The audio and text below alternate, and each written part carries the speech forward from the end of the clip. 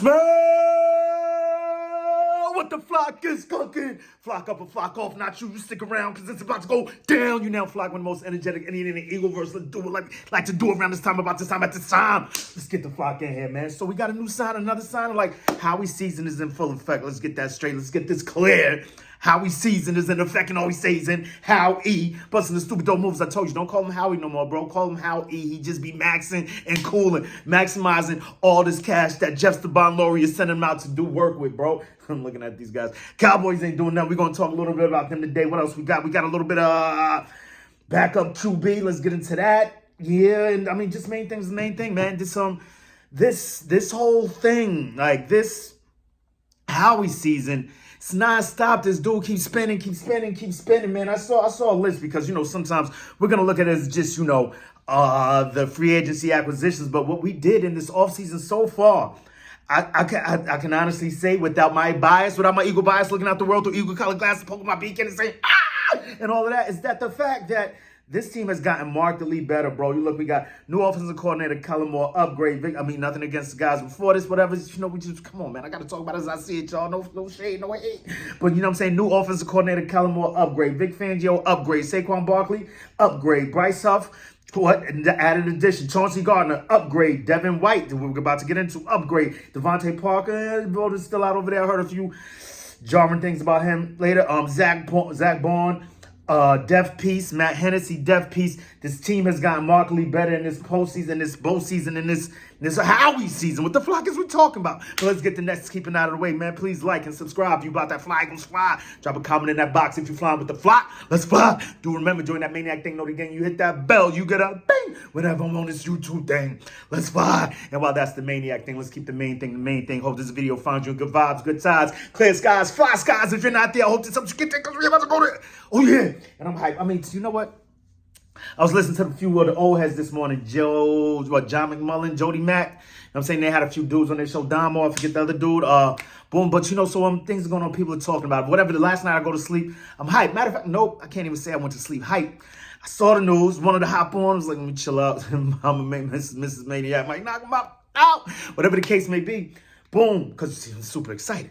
So you got the sign. And then as soon as I see it, I hop on. Initially, I damn near jumped through the roof. Tell Mega Maniac, he's like, what? I'm like, what? He's like, what? I'm like, what? So we hype. Got a linebacker, right? I'm like, dude, it's just non-stop. We're checking all the boxes. Boom, let me see what this dude, because we know what we see. We see the highlights. You see Devin White all over the place. So I'm in the Super Bowl. Big play in that. No, he's an all-pro, but then you figured we're not watching, at least I'm not watching him all the time the way I'm watching my Birds, the way we're watching our Eagles. Even though we're playing, we played Tampa Bay twice last year. Whatever the case may be, we've got him in this space of, we see big plays. We see the highlights, right? So I look in, it's like, okay, he's bad against the rush. He's bad against the pass.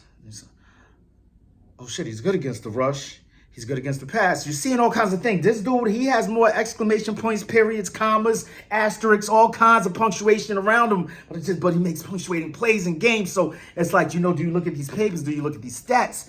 You know, so just, you know, I'm in this whirlwind right now. Then I'm listening this morning, and Jody Mack and John Mack, they are crushing it. They're killing it. Of course, we see Dan Silly Troll. He hops on. He's talking about, you know, he's only Dan Silly Troll when he's saying something I don't like that he's saying about my squad, the Eagles. I look at the world through eagle-colored glasses, even though I just said I didn't a few seconds ago. But I do right now all the time. I can't help it. You know, I try and step in and step out. I'm a maniac. You know, I stay spinning. Regardless to whom or what, you've got this guy, that guy saying that, that guy's saying that, that guy's saying that, all these guys going against the grain as far as this being a good pick by our Eagles, you know. So I'm left to my own vices in the offseason. You know, like, what are we going to do? We're not really going to know until this thing goes on the field. But off top, you know, after hearing all of this, I'm thinking to myself, Vic Fangio, something I heard early after the acquisition of him, and, you know, Miami players coming out talking trash about him and his style and da-da-da. At least the DBs, the defensive line was great.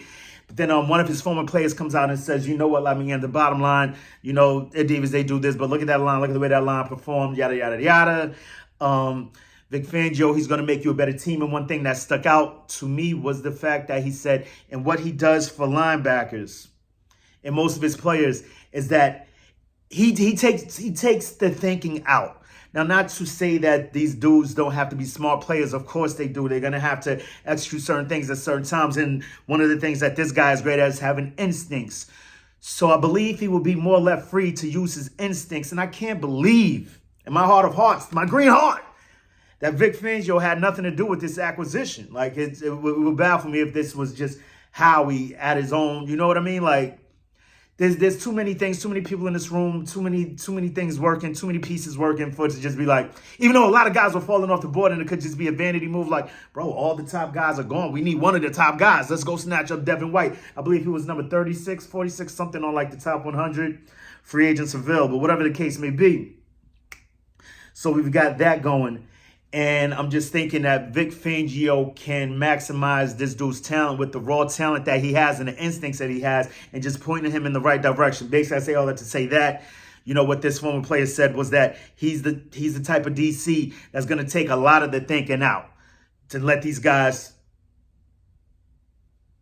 execute to the top of their abilities when the time is called for. When is this called for? So I'm super hyped about that. And then another note that I saw in regards to people saying, you know, you can't, me saying, like, I'm seeing all these things pop up on Twitter, on social media last night, you know, this guy, that guy, he's good at this, he's bad at that. It's the same things, but they're saying all kinds of different things. Whatever, sum that up to say, what I saw this posted on Philly Nation.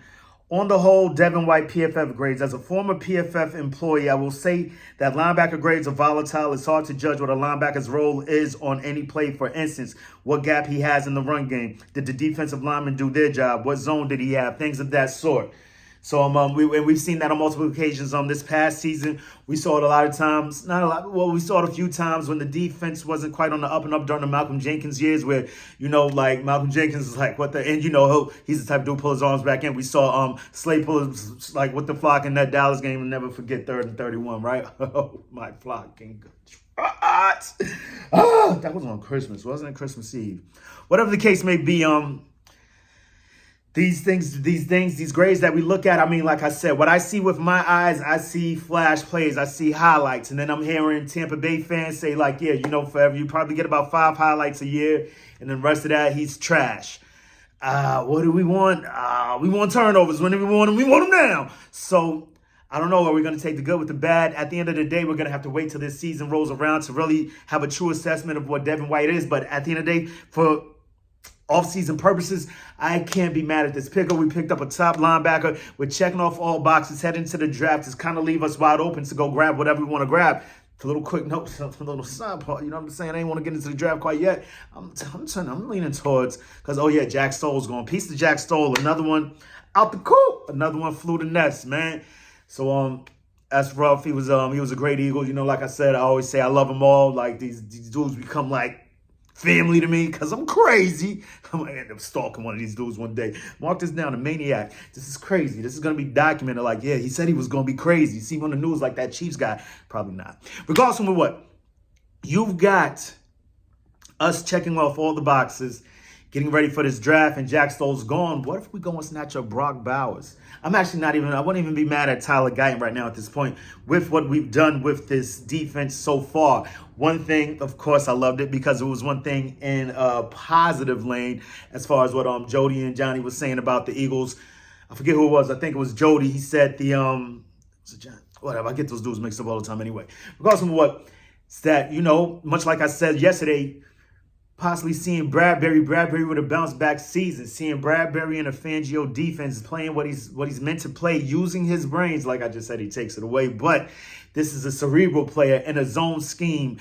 Bradbury, I believe, could really excel. You know, play these matchup zones, you know, match up one side, Slay zone on this side, you know, just take things away, mixing things up. All kinds of things can happen. We don't really know yet, but I wouldn't mind seeing Bradbury snap back. I know you're thinking to yourself, what do you mean go grab an offensive lineman or an offensive player when we still have problems in that backfield? I know everybody wants Bradbury up out of here, but in the event we keep him, I mean, shoot. Another thing they popped up, and I was thinking the other day, like, what if they throw CJ I even seen somebody tweet it a few days ago. What if they leave CJ in the slot? We could still go snatch another safety. Like everyone was saying, Justin Simmons is still out there. He has history with Fangio. So there's so many more things that we could do on the back end of this defense. But as it currently stands and what Howie's doing and how he's seasoned, how he thinks, how he keep getting away with it, I have no flocking idea. But he's doing the damn thing, crushing the buildings, and I'm loving it. Like, I'm riding with everything that he's done so far. When you look at these acquisitions, like it's a beautiful thing to behold. You know what I'm saying? And while we're talking about acquisitions, we're gonna traverse over into the other side of the ball real quick, the offensive side of the ball. We've been talking about, I've been talking about backups a few weeks ago now, when, you know, positions of serious examination as far as, you know, what we're going to do as far as that position goes in the backup. And I felt we were better served allocating those dividends to other areas of the team. You've got Jalen Hurts, Tanner McKee, leave it as is. Worst case scenario, worst case scenario, the season turns out to be a dud. It's easy for me to say now, not being in the ish, because if it turns out to be a dud while we're in the ish, I'm going to lose my flicking mind. So flicking mind, I couldn't even flock. I'd lose it, period, right? But as it stands right now, say worst case scenario, Jalen Hurts, blah, blah, blah, blah, and things go south quick, and Tanner McKee isn't able to pick up the slack. We get a higher draft pick in the next season, get things to go right. I know this is wild. I can't even believe I'm saying this. So yeah, we'll scratch that. Scratch that from the record. But another thing I said the other day, Mega Maniac was asking me, he was like, but you know, we're looking at all this movement in the free agency period, Howie season. Like, where is Justin Fields going? Like, no one's picking up this kid. What's going on? So, you know, just tongue in cheek, you know, I said to him, I said, it's come to the Eagles. And oddly enough, in the last few days, that seems to be what everyone out here is saying. Not so much in even just the Eagleverse and national media. People are actually bringing up the fact, bringing in Justin Fields as a backup to Jalen Hurts. Like, and I don't think Jalen Hurts is thin-skinned at all. I think he would be able to handle it. Actually, I think Justin Fields could probably come over here and learn a few things from Jalen Hurts to see how to lead a team and how to work hard. And, you know, not to say that he doesn't do that now, but, you know, who's to say that can't happen? And to have something like that, I just think the money that it would cost to bring him in, because I believe it will be on that fourth year of a rookie deal, I believe it would be upwards of $10 million plus. So, yeah, just money that I believe can go elsewhere. We just go in strong, having faith in Hurts, finishing the season, doing the full thing, the damn thing, especially with the protection that we just acquired and acquiring Saquon Barkley, you know. So, I don't know. That's just the way I see it. But I just had to throw it out there inside the mind of the maniac. And another guy that was on the top of my list, Easton Stick. I mean, he has experience with Kellen Moore. He knows the system that he's trying to bring in. He could perhaps help Jalen Hurts pick up a little bit quicker, things that, you know, that the offensive coordinator may have to deal with other things on the team. So you have the added benefit of the quarterback's coach and the backup quarterback knowing what the system is coming in. I just think that would be a benefit to Jalen Hurts, and we're looking to maximize him. Forget what happens when he goes out. I'm trying to maximize him to the top of his ability. So it's just something I think would be best served for Jalen Hurts, period. Jalen Alexander the Great Hurts. Haven't heard that in a long time. Still my boy. Then, last thing, we just going to leave out of here on a quick jokey joke, a little laughy laugh. So, I don't know if you've seen this. Dak Prescott is out here getting charged with all kinds of things. You know, I don't want to speculate on to whether it's false or true or whatever the case may be. But what I do see is this how owners in Texas handle contract disputes? You remember not too long ago, you know, something came up with Deshaun Watson down there, you know, and it always seemed shaky to me. I know it's a lot of women and some of things, and I don't want to say that any of these women are lying or anything. It was just odd to me that all of this comes out when a contract dispute comes up. I think there are a lot of nefarious things going down there in Texas. Everything is big in Texas, even lawsuits, you know, like it's wild what's going on down there. And it's Jerry Jones trying to bring Dak Prescott to the table, or conjure up some trade debate for Dak Prescott in order to get him up out of there. It's wild to me. And I was thinking, just like we were talking about, Justin Fields, what if Dak Prescott, because they haven't moved at all, like the Cowboys haven't done anything in this free agency, in the Howie season, right? So what if there's a trade limit for Dak Prescott? Because, I mean, did you see what the Bears just did? Yeah, we're going to be outside the nest. But real quick. Hate talking about other teams, especially on my channel. Like, what are we doing? This is the Eagles over here, right? But it's still football. Whatever the case may be. You've got, say, for instance, You see Dak Prescott going to the Bears after them reloading up with, you've got Keenan Allen over there now, DJ Moore, 2 top QBs, and DeAndre Swift. They're doing things over there. And Cole Kmet is no slouch. They're doing things over there. The league is going wild. Not to mention Marquise Brown just ended up on the damn Chiefs. Like, that is nuts. I was poo-pooing about the Falcons a few days ago. Like, what? Yeah. Like, why are people so gassed about Kirk Cousins? Like, oh, he has an offense now. He's got Bijan Robinson. He's got Drake London. He's got Kyle Pitts. I'm like, bro, he just came from Justin Jefferson. Damn it, the damn Cook.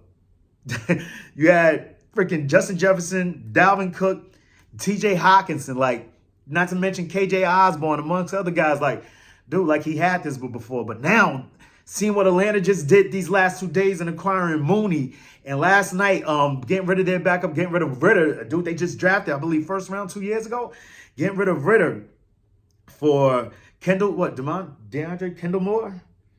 Keelan Moore? What the fuck is his name? Moore. So whatever. He's got Moore, Mooney, and Drake London right now. It's looking kind of crazy down there in Atlanta. A lot of things are going on in the NFL right now. It's spending during Howie season, but we still doing our thing, getting this thing shored up for us. And we're just leaving ourselves with so many options going into the draft. Not to mention, this period is not over. Not to mention, there's so much money left. So much, so much money. When you consider what we're paying our top 4 offensive players going into the season. I heard, who was this? I told you, I heard the Karulu. It's freaking less than what the Giants are paying Daniel Jones by itself. When you look at what we're paying this season to Jalen Hurts, A.J. Brown, Saquon Barkley, Devontae, it's like, what? This is nuts. And the same goes for Dallas. And a whole bunch of other teams in this league. So everyone wants to talk like how he's spending too much money. They can't believe what he spent on Saquon Barkley. Like, we know how to do this thing, man. It's dope. Well, how I know this is Howie season, bro. But the number crunching, I believe, if my memory serves me correctly, Peter Greenberg, I believe the dude's name is, the dude that crunches the numbers over here. It's nuts, dude. It's nuts. Rosenberg, Greenberg, some shit, man. I always whatever the case may be, man. What we're doing right now is a beautiful thing that we're doing. What we're doing, how we're doing it, and at the very least, I know some people may be poo-pooing this last move, this Devin White move. But in all seriousness, when you think of what we had last year at the linebacker position, and you see this dude and you see the splash plays that he making, you think of the splash that he can make with CJ, GJ back there too. And we got guys, we got ball hogs, dudes that are going to attack this ball, pursue. Not to mention this dude is an athletic freak. The speed that, the highlight reel is nuts. But I know we can't just look at it on the high side of things. Got to look at it on the downside of things and see what, what's really going to happen. But end of the day, overall, I'm still giving. I can't help. At the very least, this Howie season is a B plus, man. And what happens on the field can jump this through the roof, through an A plus, flying all over the place like a flocking eagle. Like I just can't wait to see this thing come to fruition. And I told you we're gonna get back into the postseason, but we have to postpone the polls. Because it's spinning, it's moving, it's nonstop. It is fluid, and Howe is busting stupid dope moves, man. I love this. But till the next time, make it your best time. In the meantime, between time, keep it a green time. You know what I like to do around this time, about this time, at this time. It's always eagles clocking around here. Open your eagle eye, poke the beacon. Give it an eagle screech and say it with me. Now, you know what you say with me. This is what we're going to say, man. What you going to do with Howie season? Eagle Mania swoops down and Saquon Barkley runs wild on you. I can't fucking wait. But you can say this with me one time. EAGLES, Eagles. Oh, yeah, it's a Fly Eagle Fly Friday. Friday. Let's fucking go. Get the flock out of here. Let's turn up on Friday, baby.